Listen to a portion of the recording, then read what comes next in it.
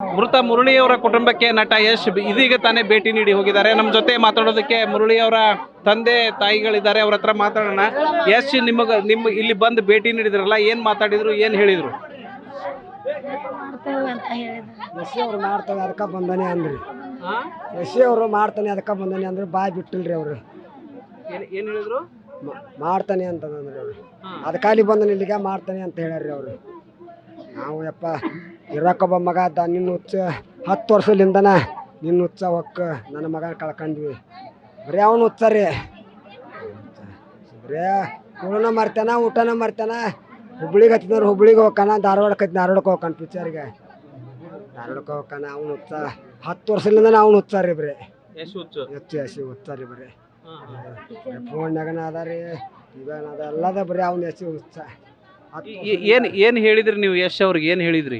ಅವರು ಕೇಳಿದ್ರಿ ನಮ್ಮನ್ನ, ನೀವು ಶಾಂತಿ ಇರ್ರಿ ಅಮ್ಮ ಅಂದ್ರಿ. ನಾವು ಶಾಂತಿದಪ್ಪ, ನನ್ನ ಮಗ ಹಿಂಗಾಗ್ಯಾನ್ರಿ ಅಂತ ಹೇಳಿ ನಾನು ಮಾಡಂತ ಹೇಳೋದಿಲ್ಲಮ್ಮ ಅವ್ರಿಗೆ. ನನಗೆ ಯಾಕೆ ಅವ್ರನ್ನ ಅಷ್ಟು ಇದನ್ನು ಮಾಡ್ತಿದ್ದಾರ ಅಂದ. ಮತ್ತು ನಿಮ್ಮ ಮೇಲೆ ಪ್ರೀತಿಲಿಂದ ಅಷ್ಟು ಮಾಡ್ತಾರೆ. ಮತ್ತು ಅವರಿಗೆ ಈಗ 10 ವರ್ಷದಿಂದ ನಿಮ್ಮ ಪ್ರೀತಿಲಿಂದ ನಿಮ್ಮ ಭಾಳ ಪ್ರೀತಿ, ಭಾಳ ಅಭಿಮಾನ ಅಷ್ಟು ಇಟ್ಕೊಂಡು ಅವ್ರು ಮಾಡಿದ್ರು.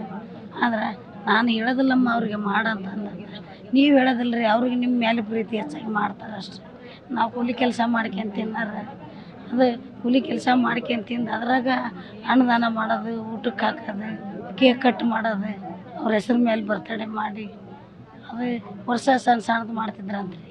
ಈ ಸಲ ಒಂದು 25-30 ಅಡಿದ ಎತ್ತರ ಮಾಡ್ಯಾರ.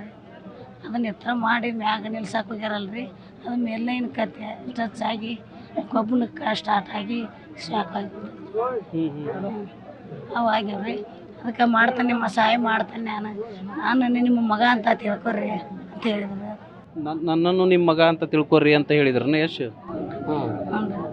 ನಿಮ್ಮ ಮಗ ಅಂತ ತಿಳ್ಕೊರಿ, ನಿಮ್ಮ ಕಷ್ಟ ನನಗೆ ಗೊತ್ತಾಕೈತಿ, ನಾನು ನಿಮಗೆ ಸಹಾಯ ಮಾಡ್ತೀನಿ, ನಾನು ಅದಕ್ಕೆ ಬಂದೇನಿ ಅಂತ ಅಂದ. ದುಡಿಯೋ ಮಗ ಕಳ್ಕೊಂಡ್ಬಿಟ್ರಿ ನೀವೀಗ, ಅದನ್ನೆಲ್ಲ ಹೇಳಿದ್ರಿ ಯಶ್ ಹತ್ರ?